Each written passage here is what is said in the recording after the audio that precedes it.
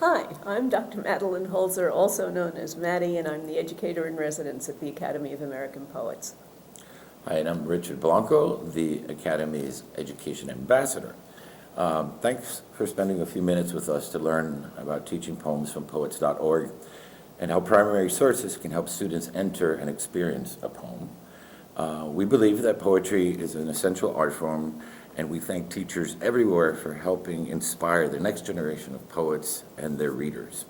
The Academy offers a plethora of resources on Poets.org to help the teaching of poetry. One such resource is called Teach This Poem. Maddie, why don't you tell us what goes into that activity? Okay, Teach This Poem you can find archived and can sign up for on Poets.org. It includes a poem, a primary resource, a set of classroom activities, and related resources. It's emailed out every Monday during the school year. But before we walk you through Teach This Poem lesson, we want to share some behind-the-scenes information about how we pair primary sources with poems.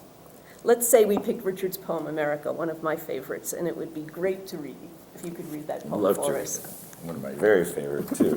One of my very first poems, actually. So this is America, or America.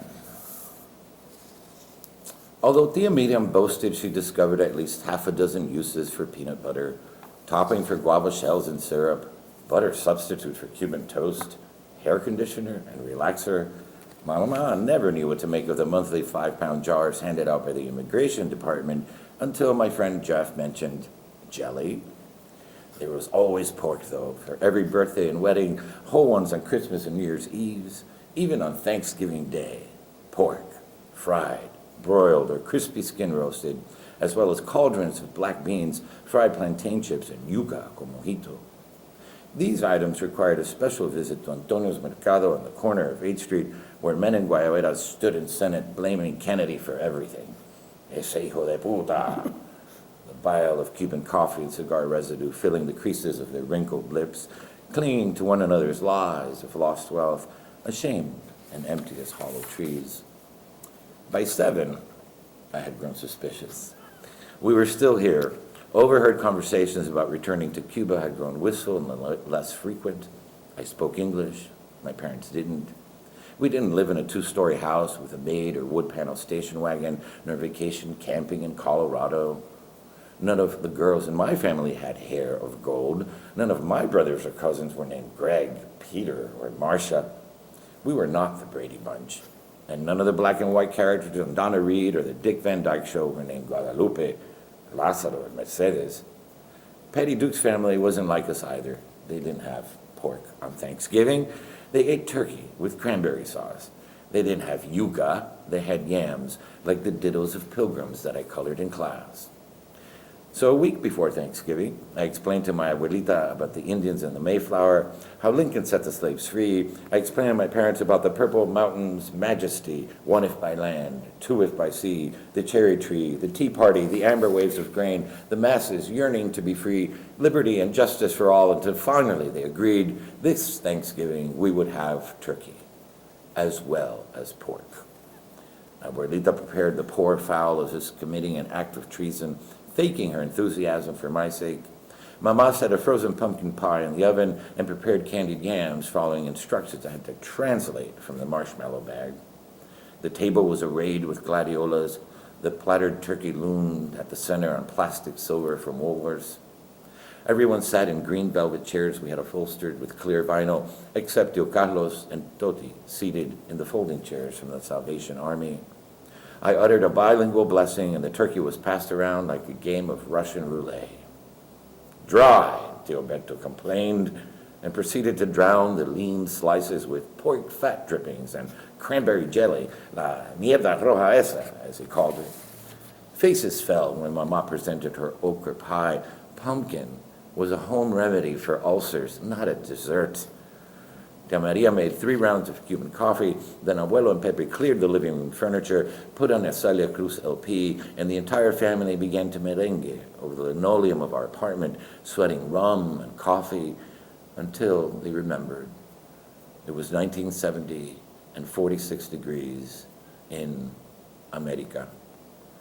After repositioning the furniture, an appropriate darkness filled the room. Gilberto was the last to leave. Oh, that was just wonderful. Thank you. My Thank you pleasure. so much. My pleasure. Now that we've heard the poem, we ask ourselves, what words and images seem to jump out at us?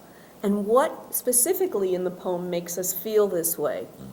In order to figure some things out, we make a 2-column chart. On the left side, we list the main words, images, and emotions that jump out at us in the poem. For example, after hearing Richard's poem, we listed Thanksgiving, guava shells and syrup, 5-pound jars of peanut butter, pork, fried, broiled, crispy skin roasted, I love to say that, My favorite. cauldrons, and other words too. On the right side, we list any search terms or resources that come to mind that relate to the words and images on the left side. These could be songs, images, moments in history. For Richard's poem, we thought of photos or paintings of a traditional Thanksgiving dinner or a photo of a Cuban family sharing a meal, and also recipes for Thanksgiving. Then we take these ideas and go online and visit the Library of Congress website, where we search for primary sources, or potential ones, a number of them, to teach alongside the poem. We use the search engine on the homepage of the Library of Congress just for the word Thanksgiving.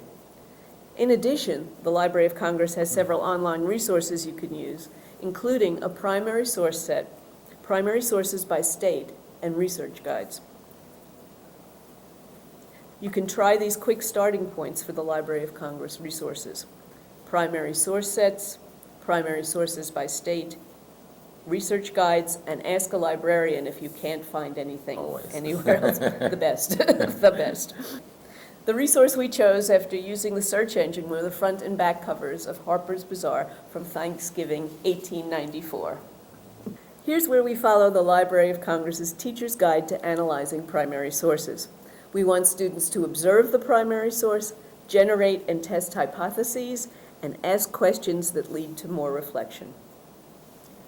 These 3 steps will also help students enter the poem.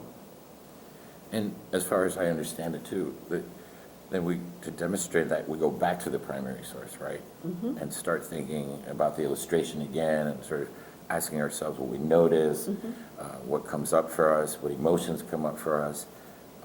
So that's the way it works, right?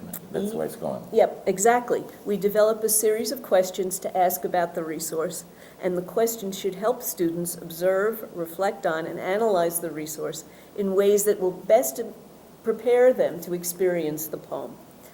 What are some of the questions you had, Matt? Oh, well. There's a lot of questions for that poem. What There came are. up for you? Well, keeping your poem in mind, remember I'm looking at the resource now, Right, and I'm right. thinking, what does the poem, what's different about this, or what's similar to the poem? And I think, what is Harper's Bazaar? And where was it published? And what items, what do I see in this picture? What do I notice? Why did the artist choose those items? Why is there only one woman in the picture? That's really strange. It's Thanksgiving. And why is she dressed the way she's dressed? I mean, I know it's 1894, but she's kind of dressed in a particular way. And I have to think about what was happening in the United States in 1894. And finally, how does this picture make me feel about the Thanksgiving holiday? So we've spent some time, obviously, studying the primary source, and then we return to the poem. When we start reading it silently, sort of going back to the poem in the same way that we're observing the primary source going back into the poem. Is that right? Exactly, yeah. We look at the poems and we read it silently to ourselves, and we keep in mind that there are some things that may be different than the first time we've heard it. And we keep a record of what are the kinds of things that we noticed that we didn't before. Does our analysis of the primary source allow us to make any new observations and to draw any comparisons to history, current events, or our own experiences? And which elements in the primary source and which questions that I had allowed me to make those leaps? So now, let's turn back again to teach this poem. I guess a really important question is, how do we pick the primary source and then pair that with the poem. Seems to be that's really important, right? Right, and it's a very similar process. But we look at a few different primary sources. I mentioned that before, because in Teach This Poem, we want to make sure that we're choosing one that meets certain criteria.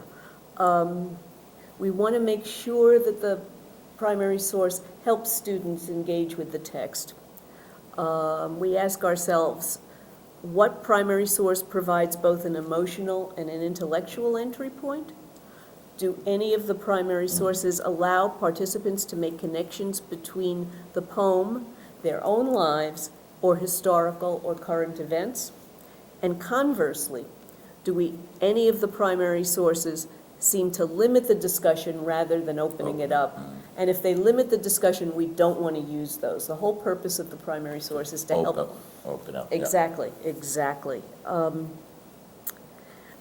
Let's walk through a recent Teach This Poem lesson that featured the poem, They Don't Love You Like I Love You by Natalie Diaz. Richard, could you read that poem for us? Happy to. I'll try my best. Natalie is quite a voice Oh, yes, to she try is. to imitate. So Yes, she is. Just be yourself. I love this poem as well. They don't love you like I love you, by Natalie Diaz. My mother said this to me long before Beyonce lifted the lyrics from the yeah, yeah, yeahs. And what my mother meant by don't stray was that she knew all about it, the way it feels to need someone to love you, someone not your kind, someone white, some many who live because so many of mine have not, and further live on top of those of ours who don't.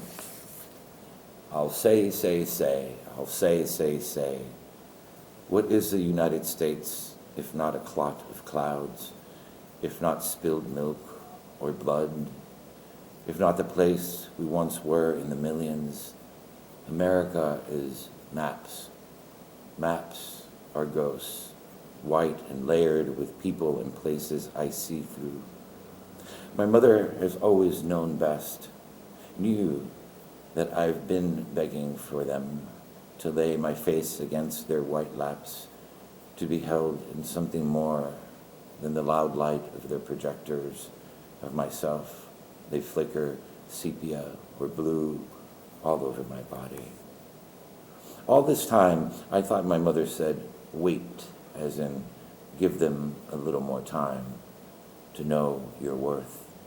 When really, she said, wait, meaning heft, preparing me for the yoke of myself, the beast of my country's bullets, which is less worse than my country's plow. Yes, when my mother said, they don't love you like I love you, she meant, Natalie, that doesn't mean you aren't good. No, thank you. What a powerful poem. Powerful poem. It was coming inside of me. It was like feeling my psyche just as I read it. Yeah, powerful reading. Thank you. We paired this poem with two maps from the Library of Congress that show indigenous territories before and after colonization. Using a similar process to the one we used to identify the primary source, we create activities and questions designed to help students use their noticing skills to move through the poem and develop their thinking about its meaning with confidence, using what they've noticed as evidence for their interpretations. That way, every student will have something to say. We start with a warm-up. In this case, it's what the purpose of a map, so students understand that this maps have something to do with this poem, and to studying this poem. And then, before reading the poem, they look carefully at the first map, look at the primary sources, and ask themselves the same questions. What stands out to you? Why? The second map from 1892, what stands out at you?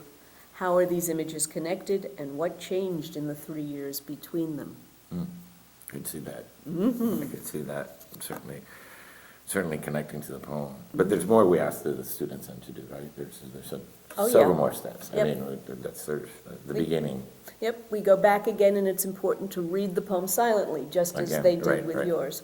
Read the poem silently and notice the words and phrases that jump out, and think about what they noticed as they annotate the poem. They should be writing these things down now.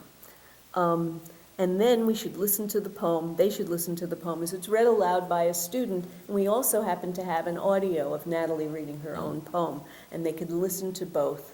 Write down any additional words and phrases that stand out to them, and call back the lines to each other by saying them aloud with either a partner or a small group.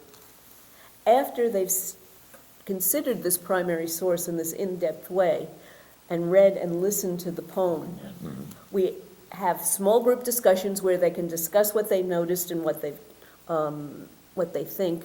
And then there's a whole class discussion that relates the primary source and the poem together to help them get the rich fullness of the poem.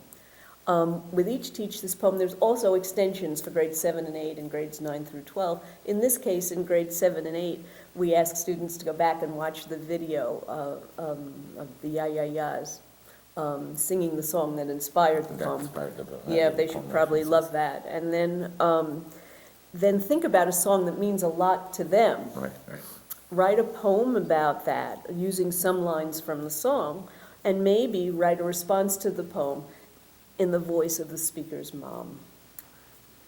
The changing the persona. Yes, we are. So you have the primary, so the last step is sort of tying all those pieces together. Right? That's exactly right. Using that primary resource, reflecting back on it, and poem, and then even another source of where the poem itself is inspired. Exactly, And so bringing there, it all together. Right? you got it, you got it. Okay. So Maddie, I think, as we know, we always end the Teach This Poem activity with even more context for teachers. In this particular Teach This Poem activity, we provided a link to a feature that Natalie Diaz produced for Poets.org. It's titled A Poetry Portfolio Featuring 5 of our country's finest Native poets. And in this piece, this is a direct quote, Natalie writes, "There is a reason why many natives come to poetry, and not because, as I've heard on occasion, we speak in poetry, not because we were born with poetry in our mouths and eagles in our hearts. We come to poetry for the same reasons non-natives come to poetry. It is a place to remember what has been done to us and to others, to remind those who have done those things to us, to challenge the world, to eulogize our loved ones. And it is also a place to be hopeful and grateful, a space that simultaneously encompasses the past, present, and future." Wow, Gorgeous. yeah, thank you for that. Thank you for doing this, Richard. Well, thank you, Maddie. And again, thank you to all the teachers out there for all you do day in and day out. And thank you for bringing poetry into the classroom, something that we obviously love and love to share with teachers.